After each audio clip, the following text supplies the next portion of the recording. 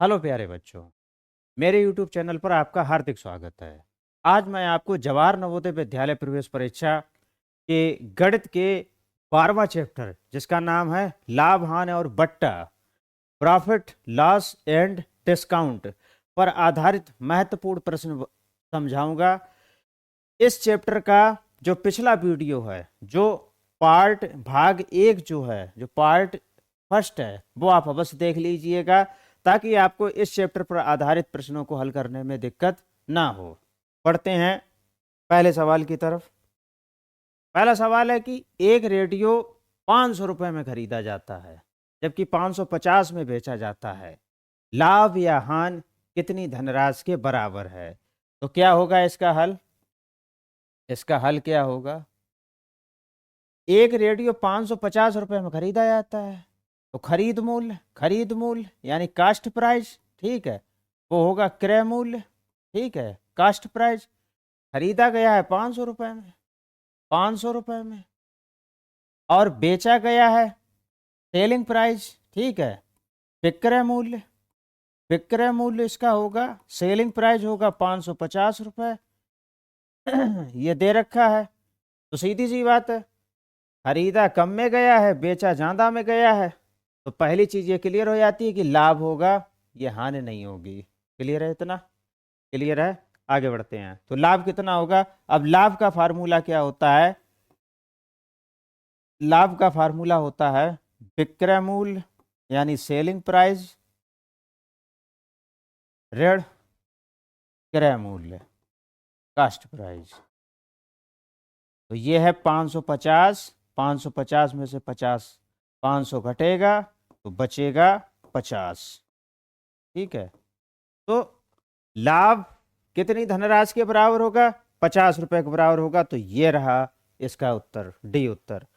बढ़ते हैं अगले सवाल की तरफ। अगला सवाल है 25 मूल्य वाला एक पेन 30 में बेचा जाता है, लाभ या हानि का प्रतिशत क्या होगा? तो 25 मूल्य वाला पेन 30 में बेचा जा रहा है, 25 रुपए वाला पेन 30 में बेचा गया, तो सीधी सी बात है कम रुपए वाली चीज अधिक रुपए में बेची गई तो लाभ होगा। तो पहली चीज तो यही क्लियर हो जाएगी कि लाभ होगा, हानि नहीं होगी, ठीक है। तो इसका हल क्या होगा? हल क्या है? देखिए, प्रतिशत पूछ रहा है कि जो भी लाभ हुआ उसका प्रतिशत बताइए। तो इस पे देखते हैं कि जो खरीद मूल्य यानी कास्ट प्राइस जो है, खरीद मूल्य को कहते हैं क्रय मूल्य, क्रय मूल्य बराबर 25 रुपए, 25 रुपए। विक्रय मूल्य यानी बेचा गया है, सेलिंग प्राइस बराबर विक्रय मूल्य बराबर 30 रुपए, बराबर 30 रुपए।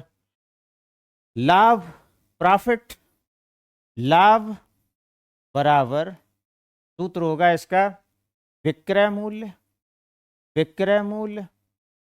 ऋण क्रय मूल्य। तो कितना आएगा? 30 में से 25 घट जाएगा 5 रुपए। अब बात क्या पूछ रहा है कि भाई ये प्रतिशत में बताना है, ये आपको रुपए में नहीं बताना है। तो इसको हमें बदलना पड़ेगा प्रतिशत में। 5 रुपया बराबर कितना प्रतिशत होगा? तो 5 रुपया बराबर कितना प्रतिशत होगा? यानी 100% बराबर, यानी कितने में खरीदा गया, 100% बराबर होगा जो खरीद मूल्य है।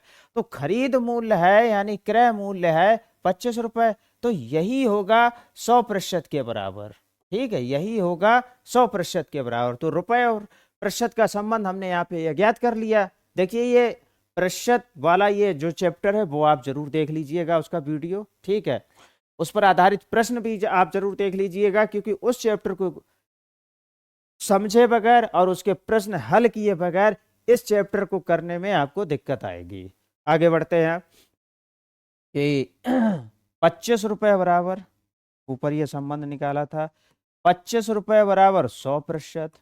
तो 5 रुपए, इसको रुपए लिखेंगे, 25 रुपए बराबर 100%, तो 5 रुपए बराबर, तो 5 गुणा 100 बटे 25, ठीक है, इसको काटेंगे, 25 एकम 25 और 25 चौकू 100, ठीक है, ये 4 का गुणा 5 में होगा तो 4 पंचे 20, ठीक है, 20%। लाभ कितना आएगा 20%। तो देखते हैं 20% कहीं पर उत्तर है तो ये रहा या 20%, ये बी उत्तर होगा। ठीक है, बढ़ते हैं आगे अगले सवाल की तरफ। किसी वस्तु को 190 में बेचने पर 190 में बेचने पर हानि होगी 901/2%। वस्तु का क्रय मूल्य लगभग क्या होगा, लगभग क्या होगा? तो देखते हैं इसका हल क्या होगा इस सवाल का। 190 में बेचने पर विक्रय मूल्य, सेलिंग प्राइस, विक्रय मूल्य बराबर 190 रुपए, 190 रुपए। तब हानि कितनी हुई? हानि बराबर 9/1/2%। कितना समझ में आ रहा है? अब इसको उसमें बदल लेंगे, 2 ने 18 1 19, 19/2%। ठीक है, हानि बराबर 19/2%। वस्तु का क्रय मूल्य क्या होगा? क्रय मूल्य हमको ज्ञात करना है, यानी खरीदा कितने में गया, खरीद मूल्य हमको ज्ञात करना है। पढ़ते हैं आगे कि जो अब हानि वाला एक फार्मूला होता है, हानि, हानि बराबर क्रय मूल्य, क्रय मूल्य घटे विक्रय मूल्य, ये होता है। ठीक है, ये कह रहा है कि हानि इतने प्रतिशत हुई, 19/2%। ठीक है, हानि हानि 19/2% हुई। ठीक है, 190 में बेचने पर, 190 में बेचने पर। ठीक है, तो सीधी सी बात है, 190 में हमने बेचा, तब हानि हुई 19/2%। यहाँ पे ये समझना 19/2% हानि हुई। तो ये बिका कितने पे? ये बिका है, ये पूरा प्रतिशत कितना था 100। ठीक है, ये 100% में से जो हानि वाला प्रतिशत है वो घटा दोगे, तब ये निकल के आएगा 190 बराबर कितना प्रतिशत होगा। फिर से समझते हैं इस चीज को, फिर से समझते हैं। देखिए आप क्या होगा इसका, देखिए 190 में बेचने पर इतनी हानि हुई, 190 में जब आपने बेचा, ठीक है, 190 में बेचने पर हानि बराबर, हानि बराबर 9/1/2%,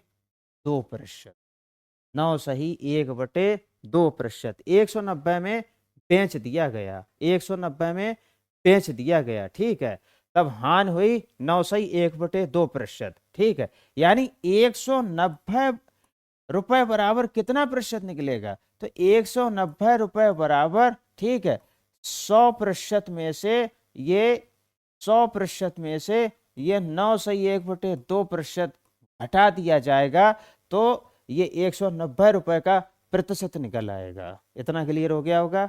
आगे बढ़ते हैं अब। 100 ऋण, ठीक है, ये होगा 2 ने 18 1 19/2। ठीक है, अब इसको ये 190, 190। ठीक है, आगे बढ़ते हैं अब, आगे बढ़ते हैं। ये बटे 1 कर लेंगे, भिन्न वाले चैप्टर में बताया था कैसे हल करना है। ठीक है, इसमें क्या करेंगे, नीचे 2 का गुणा, ऊपर भी 2 का गुणा। क्लियर है इतना? ठीक है, क्योंकि हर बराबर करने हैं। 2 का 100 में गुणा करेंगे तो 200/2 ऋण 19/2। ठीक है, अब ये 2 नीचे आ जाएगा, 200 ऋण 19। ठीक है, ये निकलेगा 200 में से 19 घटाओगे तो निकलेगा भाई, 200 में से 20 घटाओगे तो 180, और 200 में से 19 घटाओगे, 200 में से 20 घटाओगे तो 180। ठीक है, और ये घटा दोगे, ये घटा दोगे एक और। ठीक है, 20 की जगह भाई यहाँ पे 180। ठीक है, और 19 घटा दोगे तो कितना आएगा, तो कितना आएगा? तो सीधी सी बात, यहाँ पे 1 बढ़ जाएगा, 181 हो जाएगा। क्लियर है इतना? 181/2, 181/2%, 2%। ठीक है, 190 रुपए ये रुपए और उसका संबंध हमने ज्ञात कर लिया। 190 रुपए 181/2%। पढ़ते हैं आगे। 181/2%। अब देखिए, वस्तु का क्रय मूल्य तो 100% है ना, 100%। ठीक है, क्रय मूल्य प्रतिशत में कितना होगा भाई? सब कुल कितने में खरीदा गया? 100%। तो 100% में कितना रुपया है, वो रुपया अगर हम निकाल लें तो ये उत्तर आ जाएगा। ठीक है, तो ये रिलेशन हमने निकाला, ये संबंध हमने निकाला कि 181/2% बराबर 190 रुपए। 190 रुपए। तो फिर 100% बराबर कितना होगा? ठीक है, तो देखते हैं। 100 गुणा 190। ठीक है, इसका इसमें गुणा और इसका है भाग।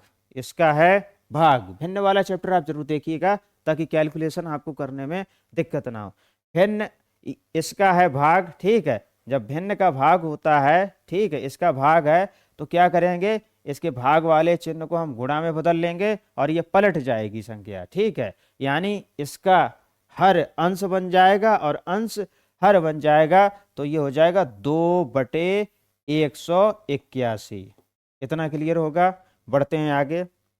100% बराबर हमें ज्ञात करना है। 100% बराबर हमें ज्ञात करना है। ठीक है, तो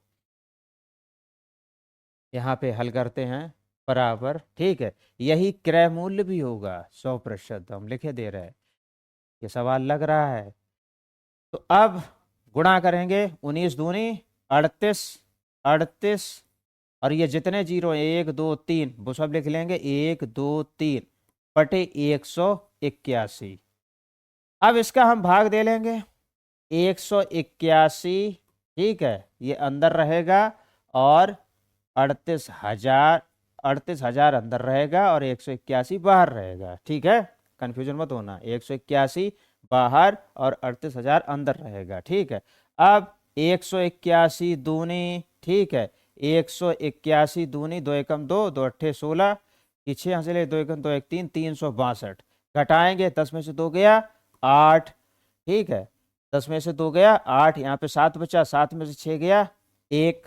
क्लियर है इतना? यहाँ कुछ नहीं बचा। उतारा लेंगे जीरो का। ठीक है, अब ये है 181, ये है 180। अब ये समझ लीजिए भाग वाली प्रक्रिया। ठीक है, ये बहुत से लोग गलत कर देते हैं। जब उतारा ले लिया तो ये कमिटेड हो गया कि अब भाग देना ही पड़ेगा। अब कितने का भाग जाएगा? 181 जीरो जीरो 100। भाई पहाड़ा 1 से नहीं शुरू होता है, पहाड़ा 0 से शुरू होता है। ठीक है, 181 जीरो 0, 181 एकम 181, इस टाइप से। ठीक है, तो ये यहाँ पे कितना बचेगा? 0। ठीक है, ये 8 और ये 1, इतना बचेगा। ठीक, फिर अब उतारा लेंगे जीरो का। ठीक है, तो 181 नेमा, ठीक है, 9 बार जाएगा, तो 181 9 गुणा करेंगे। 9 एकम 9, 9 दूनी 18 के 8, हासिल लागी 1, 9 एकम 9 1, 181 9 एकम 9। ठीक है, 9 अट्ठे, हाँ ये होगा। फिर से देखो, 9 एकम 9, 9 अट्ठे 72 की 2, हासिल लगी 7, 9 एकम 9 7 16, 1629 आएगा। ठीक है, 1629। ठीक है, कितना आएगा? 1629। अब ये घटाएंगे। 10 में से 2 गया, 10 में से 9 गया 1 और 10 में से 9 गया 1। ठीक है, यहाँ पे बचा 9, 9 में से 2 गया 7। ठीक है, 9 में से 2 गया 7। अब यहाँ पे कितना बचा? यहाँ पे बचा 7, 7 में से 6 गया 1। ठीक है, अब दशमलव लगा लेंगे, जीरो बढ़ाएंगे, फिर 9 बार जाएगा। ठीक है, 209.9। इस 209 ये क्रय मूल्य कितना आएगा? 209.9। आगे और भी आएगा। ठीक है, तो देखते हैं उत्तर जो है, उत्तर ये लगभग लिखा था, ये लगभग। ठीक है, तो 209 का लगभग इसमें कौन सा है? 210। तो ये रहा ए उत्तर पहला, 210। क्लियर हो गया होगा इतना। बढ़ते हैं अगले सवाल की तरफ। अगला सवाल है, किसी वस्तु को 832 में बेचने पर हुआ लाभ इस वस्तु को 448 में बेचने पर हुई हानि बराबर है। 50% लाभ प्राप्त करने के लिए इस वस्तु का विक्रय मूल्य क्या होगा। तो इसका हल क्या होगा देखते हैं। इसका हल क्या होगा देखते हैं।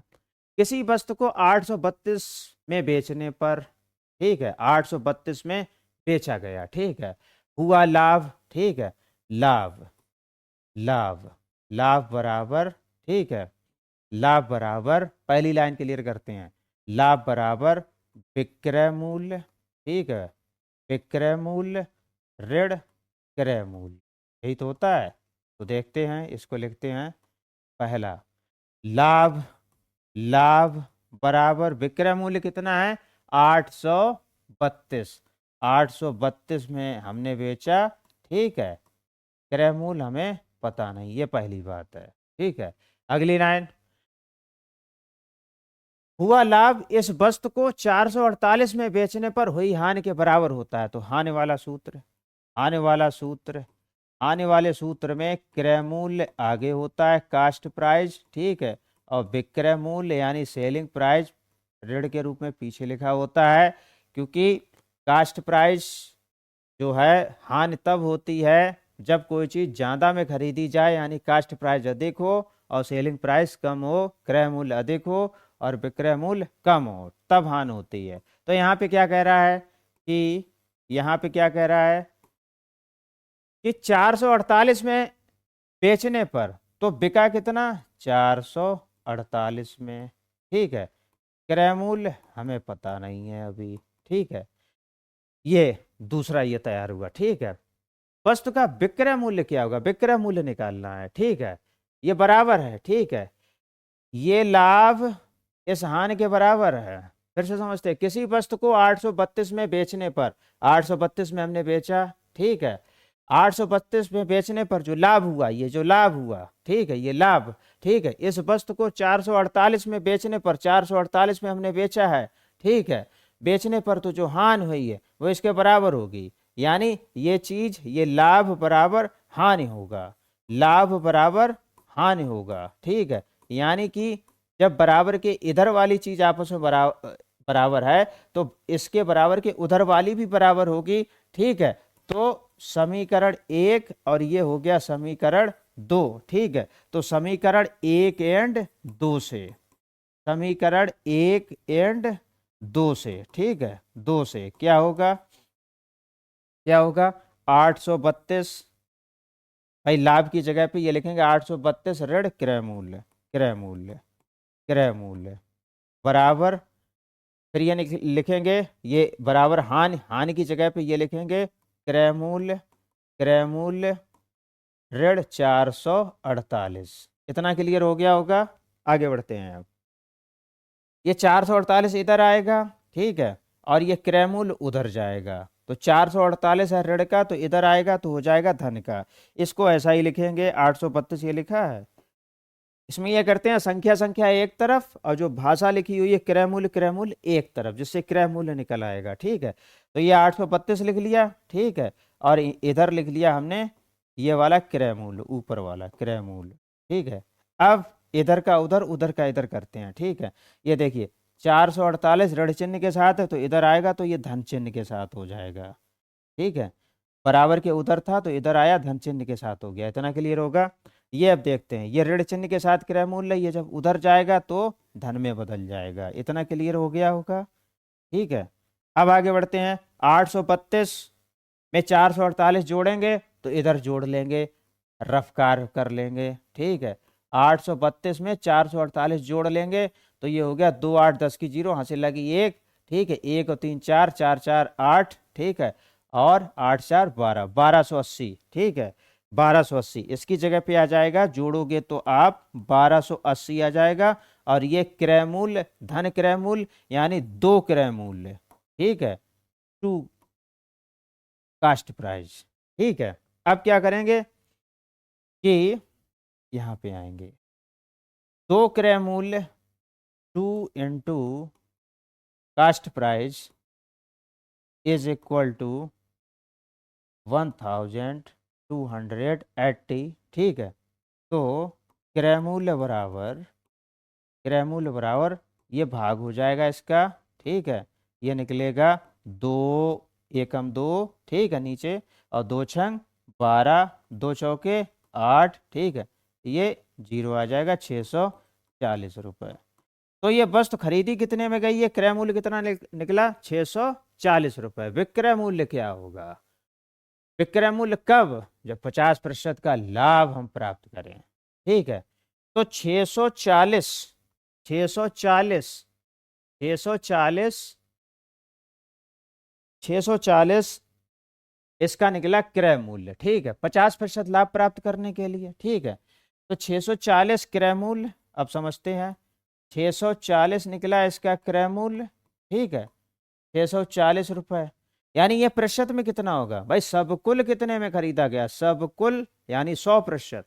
तो ये हो जाएगा 100% के बराबर, कितने प्रतिशत के बराबर हो जाएगा, 100% के बराबर। तो लिखते हैं 100% बराबर 640 रुपये, 100% बराबर 640 रुपये।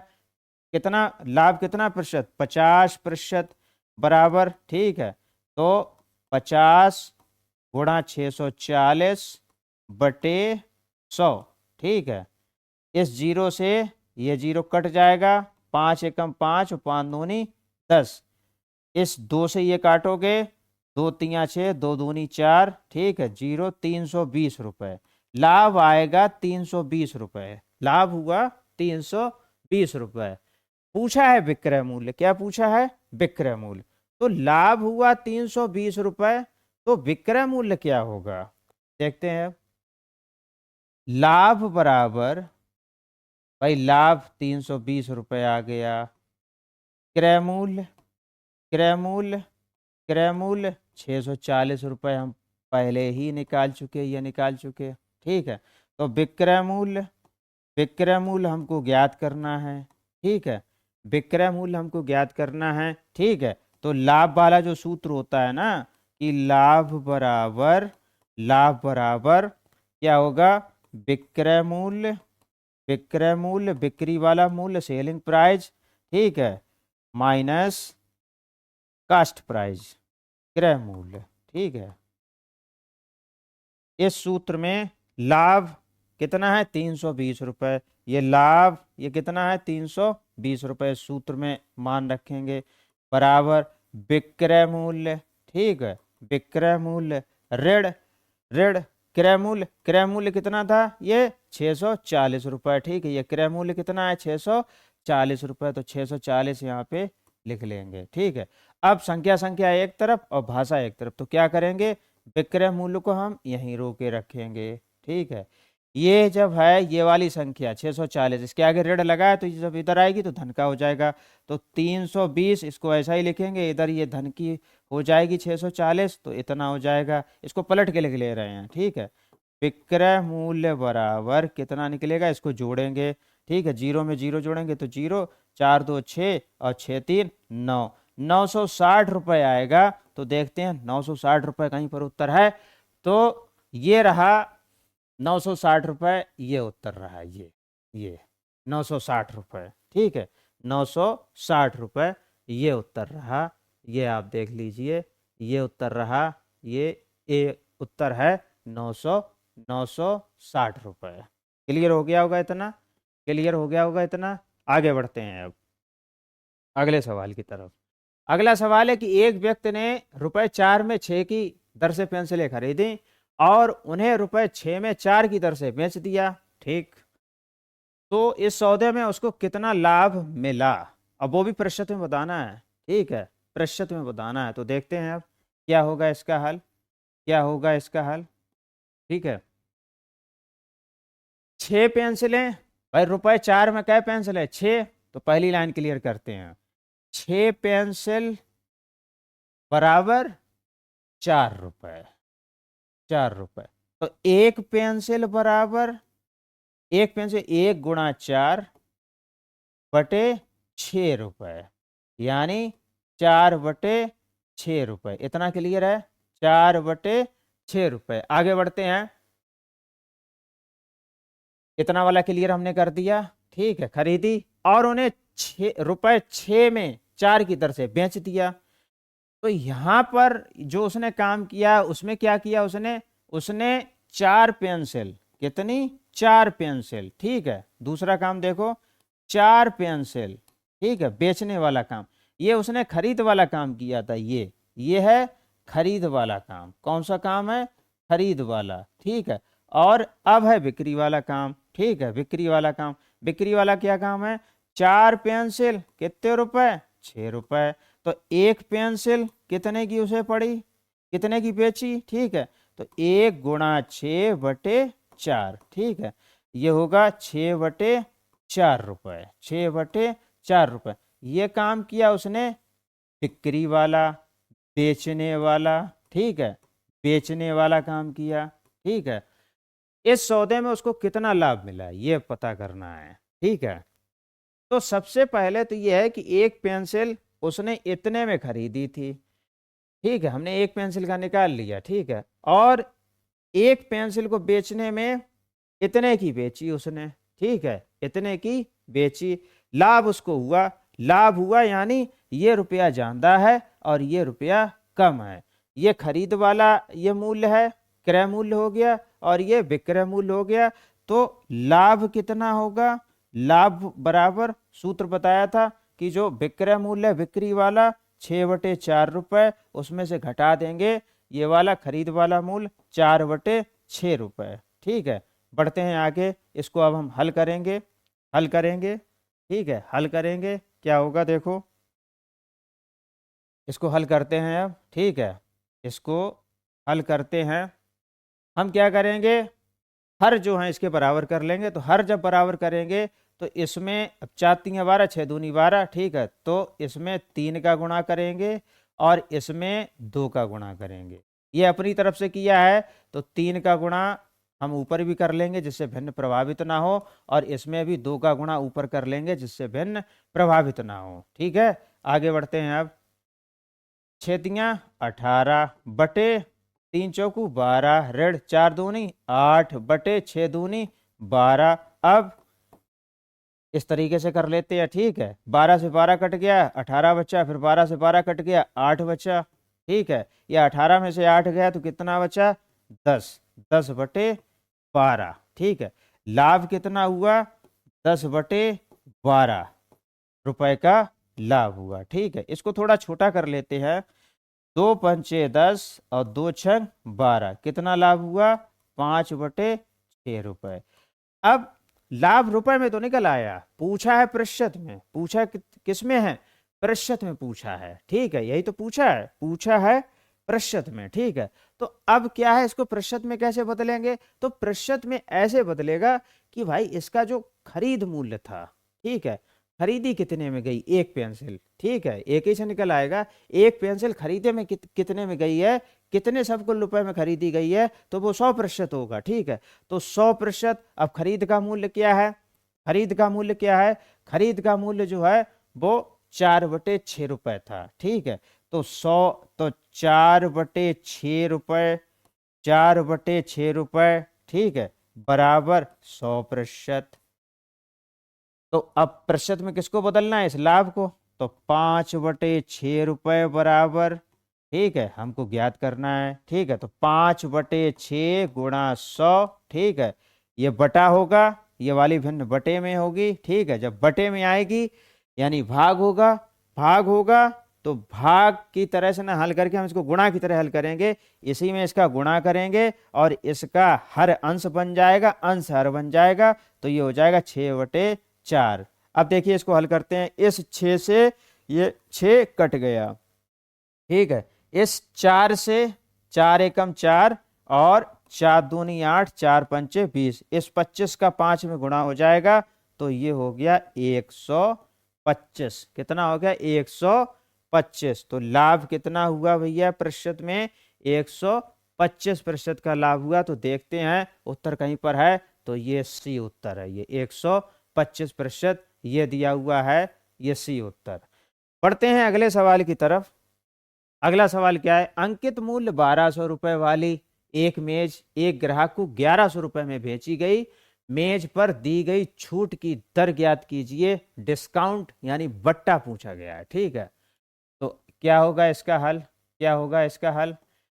देखो, बट्टा या छूट का सूत्र ये होता है, बट्टा, बट्टा को ही छूट बोलते हैं और इसको अंग्रेजी में डिस्काउंट बोलते हैं, डिस्काउंट बोलते हैं, ठीक है।